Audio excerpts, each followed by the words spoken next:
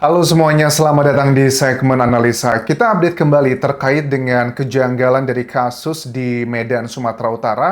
Walaupun adik Al ya, sekarang dia sudah mengakui bahwa dirinya adalah pelakunya, bahkan juga ayahandanya lewat keterangan di tetangga yang pertama kali menemukan juga mengatakan bahwa yang melakukannya adalah adik Al. Tapi sampai hari ini, Kapolrestabes Medan, Kombes Pol Jen Calvin Simanjuntak, mengatakan dengan tegas belum ada penetapan tersangka. Tapi memang adik Al itu masih diamankan dari tanggal 10 kejadian sampai hari ini, sementara untuk ayahanda dan juga kakak sulungnya itu sudah tidak lagi diamankan, tetapi apakah masih dilakukan pemeriksaan? I don't know untuk bagian tersebut. Nah, untuk video kali ini kita akan bahas ada beberapa data. Yang pertama adalah dari kategori pertama adalah dari para tetangga, teman-teman. Ada dua orang di sini. Yang pertama itu adalah namanya Rosa, tetangga sebelah rumah korban. Ada keterangan di Tribun Medan. Terus juga ada keterangan juga dari Bang John yang juga ngaku adalah tetangga dari korban yang menghubungiku lewat sosial mediaku di Instagram di Anjasa Asmara. Nah, sebelum kita baca detail-detail untuk hari ini, kita coba baca dulu terkait dengan kejanggalan versi dari Bang John yang ada tambahan informasi terbaru.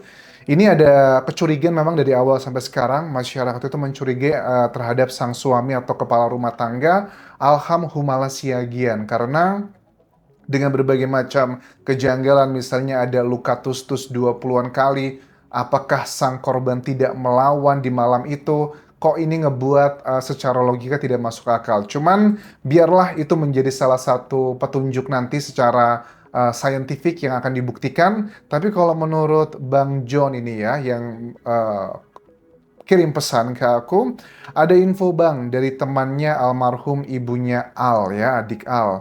Ternyata ayahnya, dugaannya ya, Alham itu sudah lama tidak tinggal di rumah itu, Bang. Oke, hubungannya apa? Tepat 2 minggu sebelum kejadian dari almarhumah dan juga suaminya bernama Alham itu berantem. Dugaannya berantem menurut versi sumber ini. Dan si Alham itu tetap minta bercerai. Istrinya tuh minta rumah yang dia tempati sekarang jangan diambil, bahkan dia bermohon ke suaminya. Waduh, ini kok kayaknya bertolak belakang ya. Di awal-awal kejadian, kita tangkap bahwa yang meminta cerai itu adalah almarhumah. Tapi di sini, yang meminta cerai adalah sang suami. Oke, lanjut lagi. Si Alham tetap minta bercerai. Istrinya minta rumah dia tempati sekarang jangan diambil, bahkan dia memohon ke suaminya supaya diberikan tetap tinggal di rumah itu bertiga bersama kedua putrinya. Dan almarhumah bermohon setidaknya diberikan kesempatan tinggal di rumah itu sampai anak-anaknya menikah. Dan permintaan almarhumah agar rumah itu dibalik namakan supaya tidak terjadi apa-apa di kemudian hari, mengingat Al sudah katanya terlalu tergila-gila dengan orang lain. Oke, ada nama yang disebutkan, lokasi pekerjaannya, yang katanya juga dekat antara satu sama lain.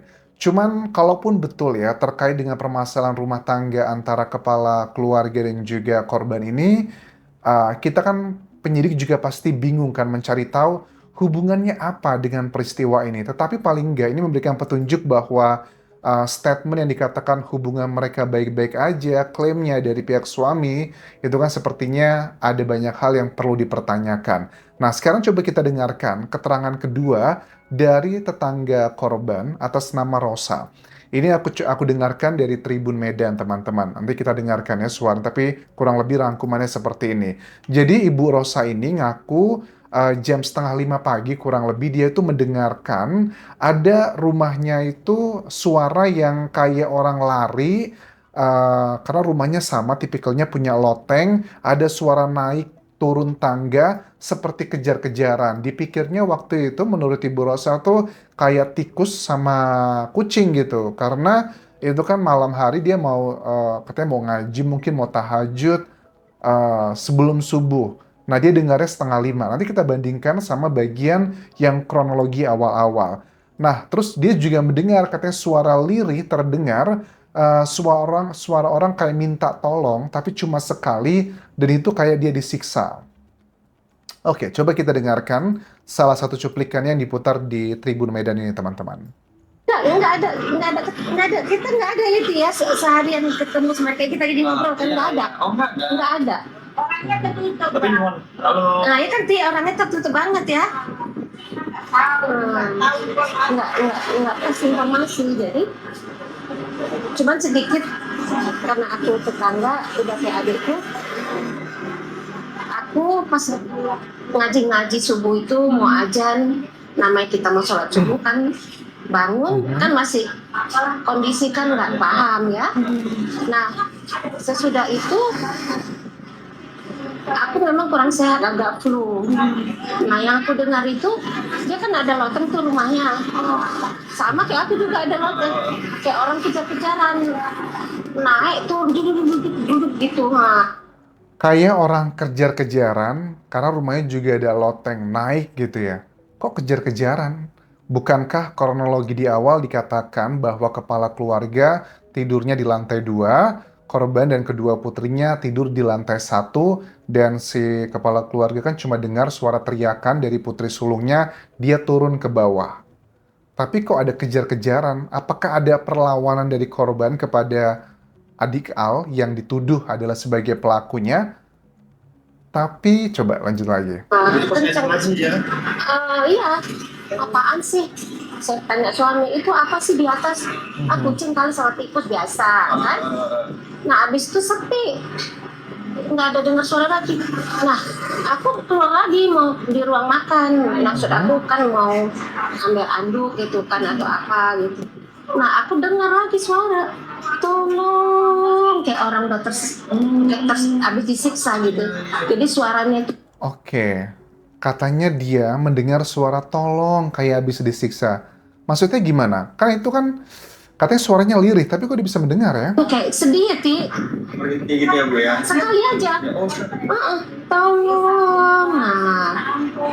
Nah, apa sih itu? Saya tanya lagi masuk. Mungkin bercanda itu di luar. Ini kan masih pagi gitu kan. Saya nggak pernah menduga dia karena dia baik banget ya, Ti. Ramah, baik banget.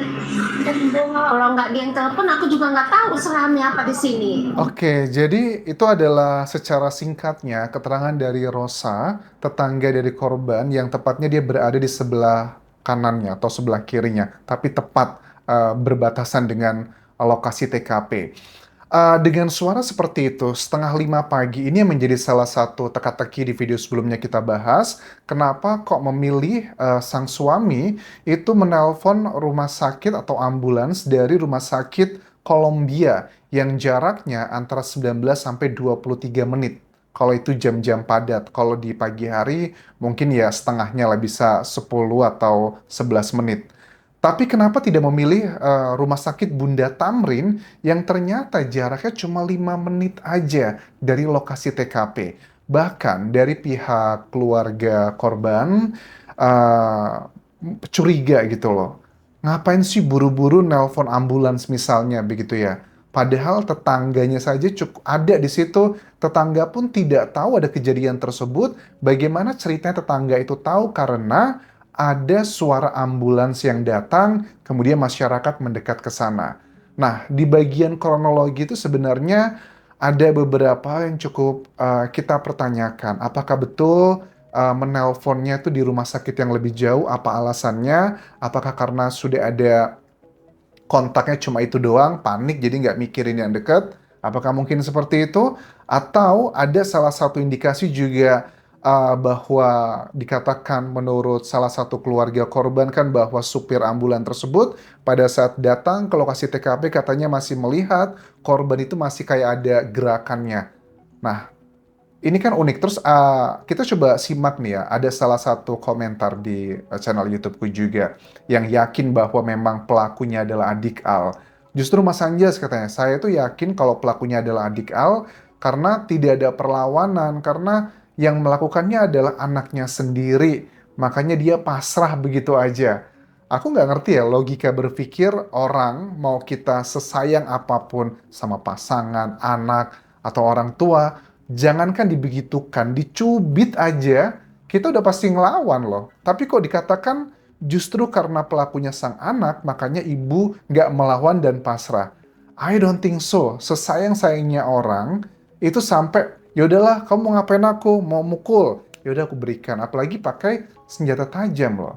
Jadi ini adalah beberapa poin-poin yang menurut aku mengindikasikan kayak motifnya kuat, tetapi untuk alat buktinya, untuk menjurus bahwa ada keterlibatan misalnya dugaannya orang dewasa di rumah tersebut, itu penyidik kayaknya kebingungan sih. Karena untuk menentukan seseorang sebagai tersangka harus ada dua alat bukti yang kuat nih. Alat bukti ada 5, keterangan saksi, keterangan ahli, keterangan terdakwa, petunjuk, dan juga surat. Kalau adik Al itu sudah clear. Ada lebih dari 2 alat bukti. Alat bukti pertama kan keterangan saksi tuh, ada bapaknya, ada juga kakak sulungnya. Udah clear, plus juga pengakuan dari si adik Al tersebut, at least sudah ada 3, ditambah lagi dengan senjatanya yang katanya dia pegang. Itu udah ada 4, bisa 5, karena keterangan ahli juga plus petunjuk. Tapi kalau memang kecurigaan netizen bahwa apakah ini adalah rekayasa, bapaknya dugaannya seperti itu, apa dong alat buktinya? Keterangan saksi.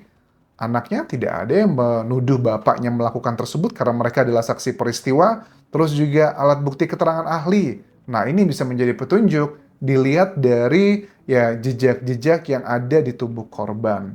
Tipikal kayak senjatanya apakah match, kemudian ada nggak kayak yang luka-luka lebam lainnya. Logikanya gini ya, kalau memang di tubuh korban itu ditemukan kayak luka-luka biru-biru gitu kan ya. Masa orang yang kurang lebih berat badannya sama mungkin usia 12 tahun, anak zaman sekarang sama ibunya mungkin anggap aja sama kekuatannya.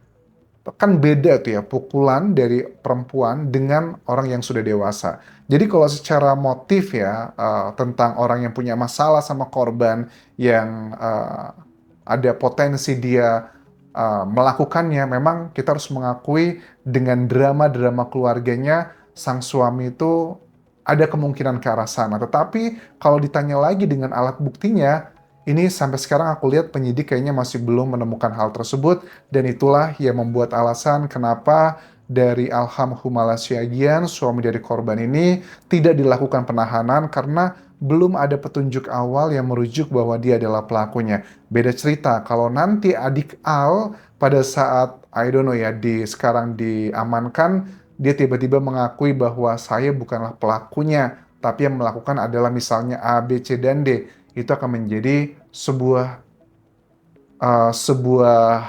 cerita baru yang menurut aku ini bakal menjadi kayak babak baru sih. Aku yakin sih kalau adik Al merubah keterangannya, serta-merta tidak akan dipercaya, tapi langsung juga harus ada klarifikasi dengan alat-alat bukti yang lainnya. So, ini adalah beberapa poin yang sudah aku rangkumkan dari berbagai sumber.